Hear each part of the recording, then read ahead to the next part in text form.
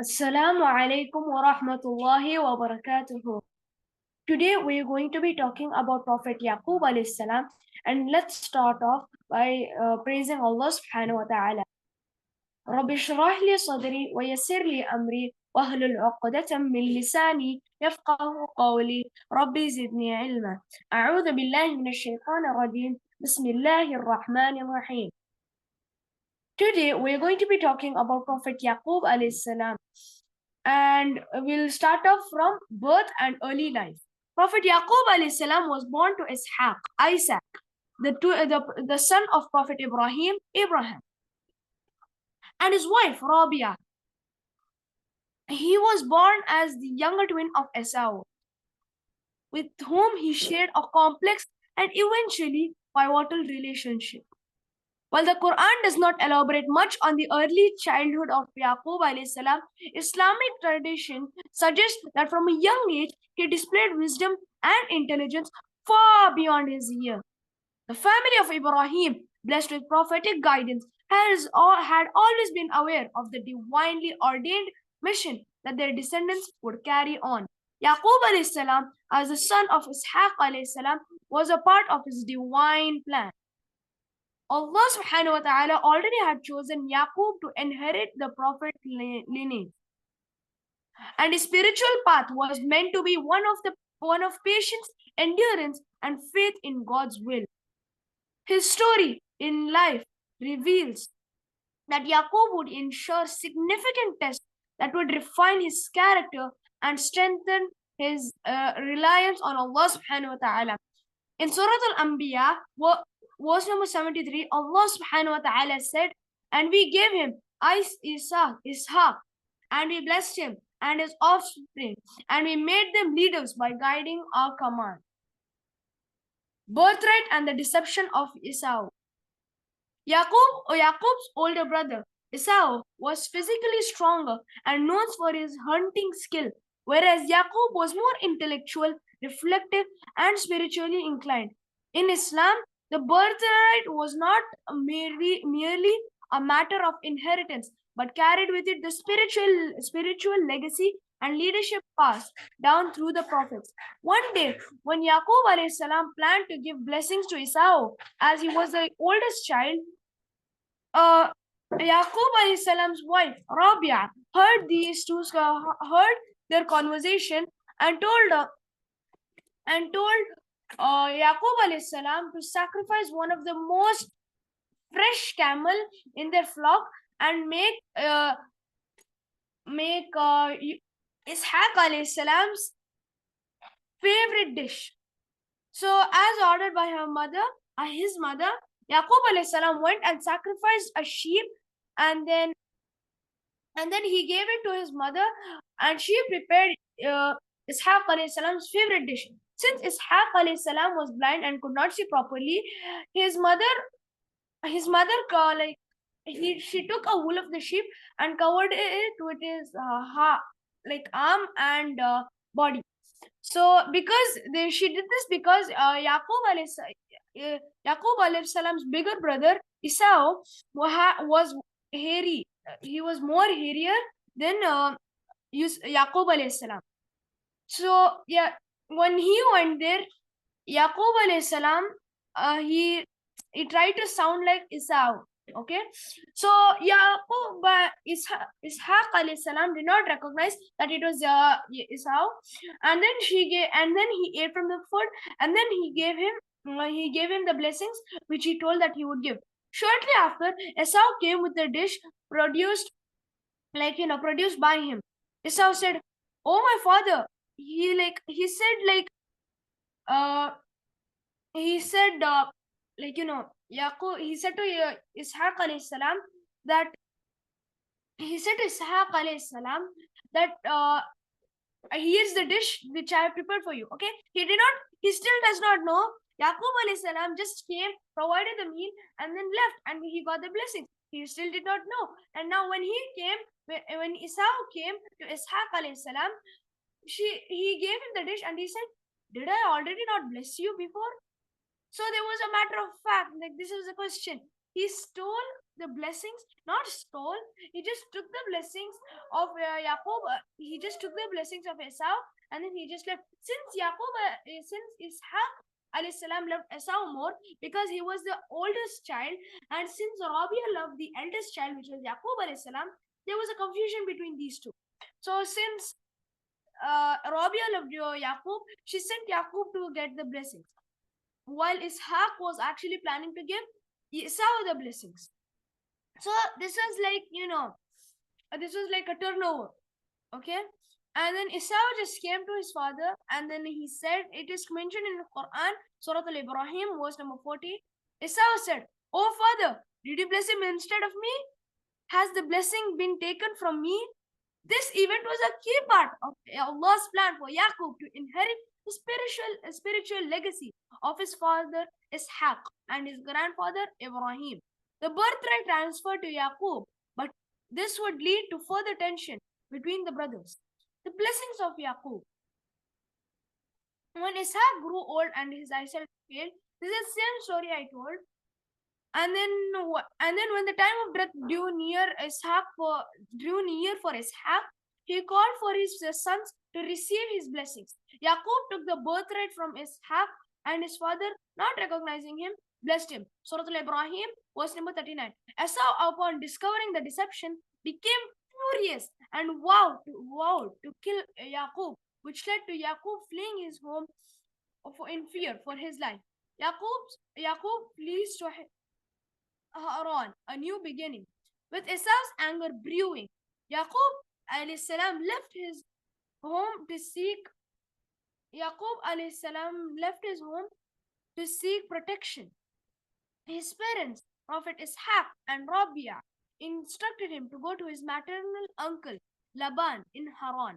As Yaqub alayhi salam embarked on this journey, he was leaving behind the land that had been promised to his forefathers, a land of inheritance and divine blessings.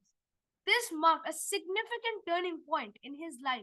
On his way to Haran, Yaqub alayhi salam had a profound dream at Bethel, where he saw a ladder reaching from earth to heaven, with angels descending on it. At the top of the ladder stood Allah subhanahu wa ta'ala, who reaffirmed his promise to Yaqub. Allah told him that he would protect him, bless him with offspring, and eventually bring him back to the land of his ancestors. Surah Ibrahim tells us about this. Indeed, I am with you wherever you go, and I will protect you wherever you go. This has been mentioned in verse 41. Actually, in Surah Yusuf, it has been mentioned about Surah Yusuf a lot, but in it does not mention Yaqub in Surah Yusuf itself. It only mentions Yusuf alayhi salam's life. Yaqub, it is slightly mentioned in Surah Ibrahim and Surah Sad and Safat and Yusuf. Yeah, and the rest after Ishaq alayhi salam's death, it has been mentioned in Yusuf alayhi salam's, like the time when Yusuf alayhi salam was lost.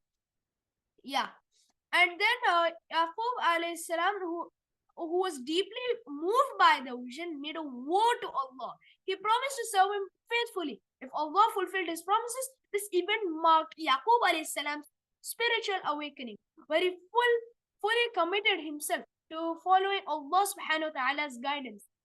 In Surah Sad, Allah has said that, surely the Lord in this place, and I did not know it. So this was an exclamation given by Yaqub alayhi salam. The years in Haran, marriage, family, and trials. Yaqub arrived in Haran. He met his uncle Laban. He worked diligently for Laban, who had two daughters, Leah and Rachel. Yaqub fell deeply in love with Rachel, the younger daughter, and agreed to work for Laban for 7 years in exchange for her in marriage.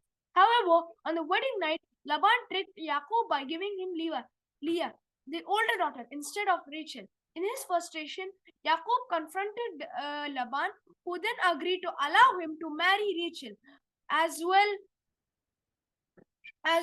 but only after Yaqub alayhi salam worked another 7 years for her. These 14 years were full of hard work, but Yaqub alayhi salam patience was rewarded. He eventually married both Leah and Rachel. Yaqub alayhi salam had many sons during his time from Haran. From Leah, he had Reuben, Simeon, Levi, Judah, Issachar, and Zebulun. These are English names. Okay, I just took these from English literature. So from Rachel, he had Joseph and Benjamin, which is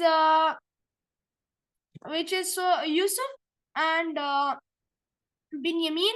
He also had other sons with Leah's maidservant Zilpha and Rachel's maidservant Bilhah, who bore him additional sons Dan, Naphatil, Gad, and Asher.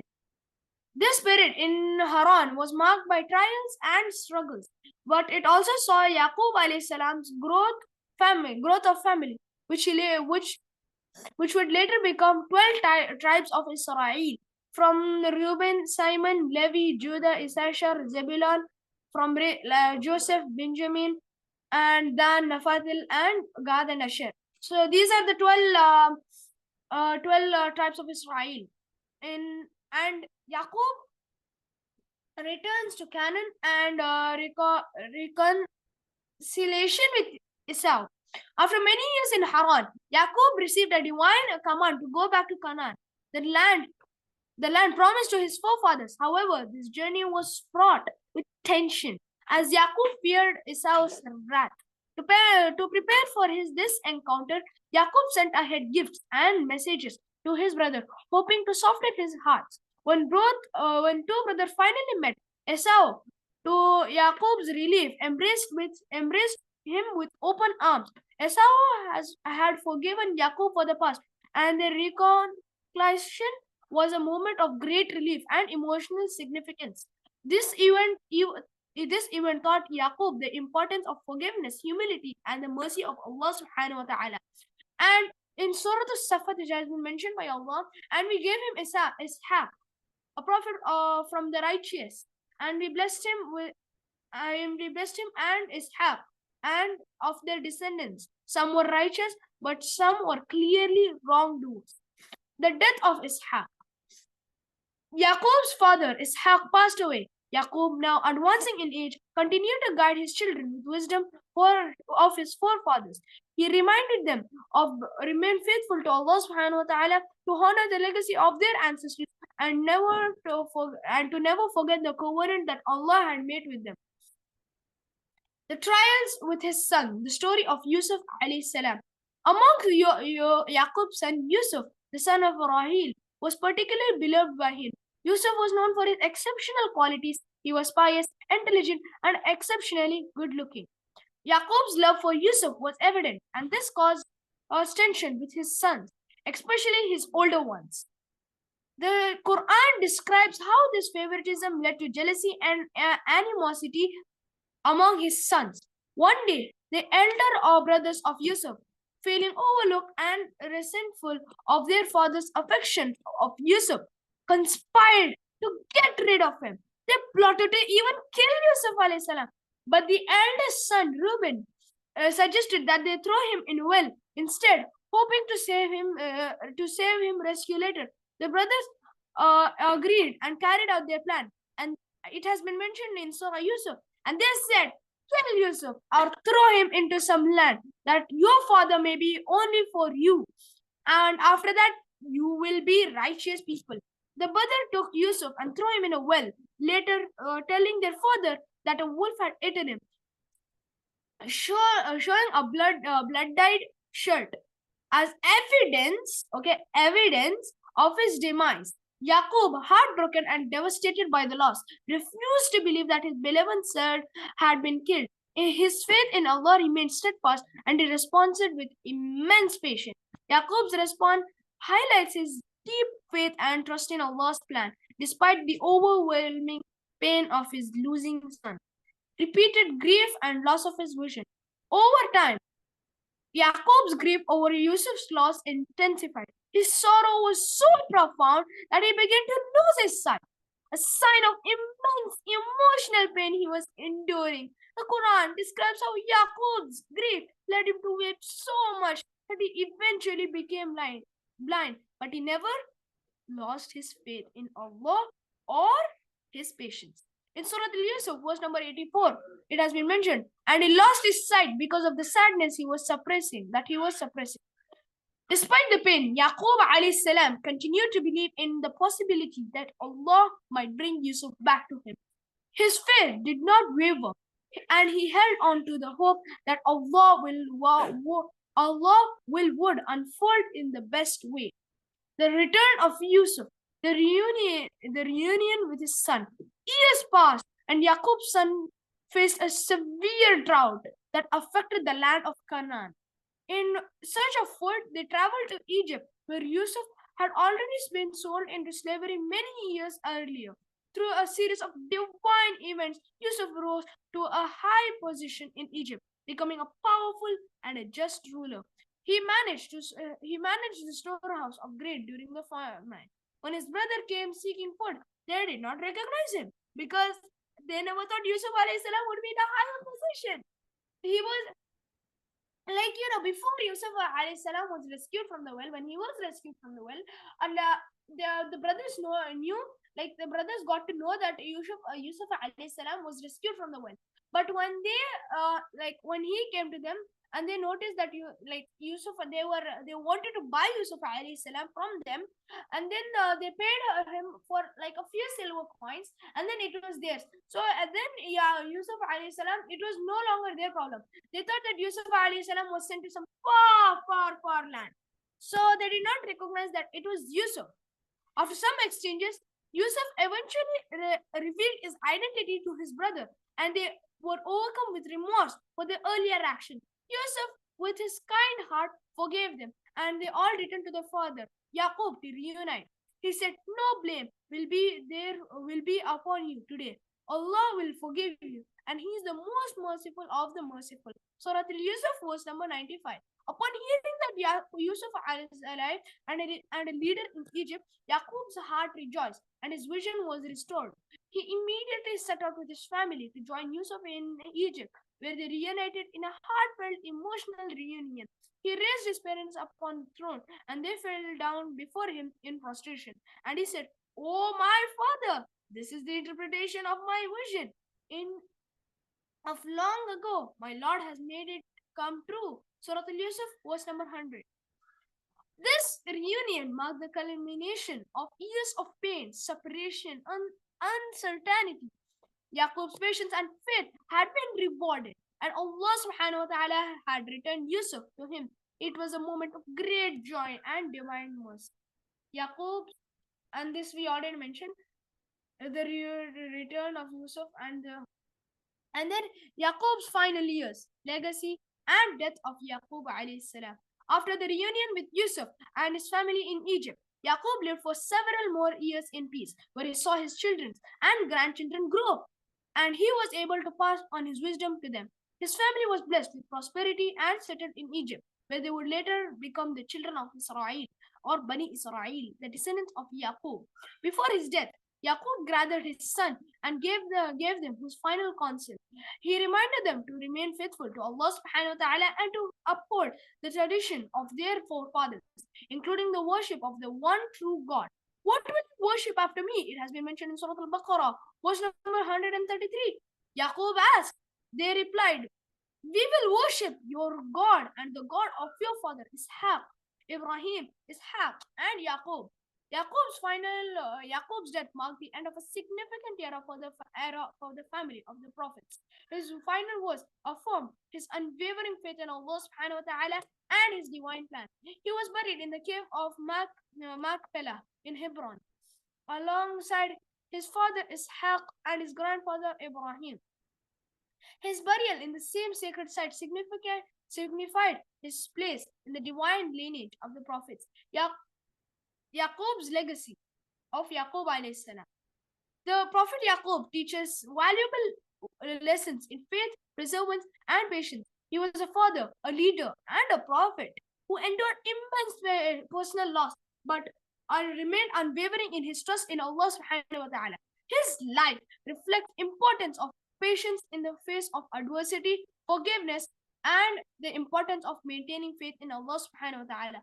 Yaqub is also a significant figure in the legacy of the 12 tribes of Israel and his story is a key part for the broader narrative of Abrahamic faith. His story continues to inspire Muslims, Jews, and Christians alike, as it exemplifies the enduring value of steadfast remain, family, unity, and trust in divine providence. Now, with the conclusion of that, we end the story of Prophet Yaqub alayhi salam. Assalamu alaikum wa rahmatullahi wa barakatuh. Jazakallah khairan.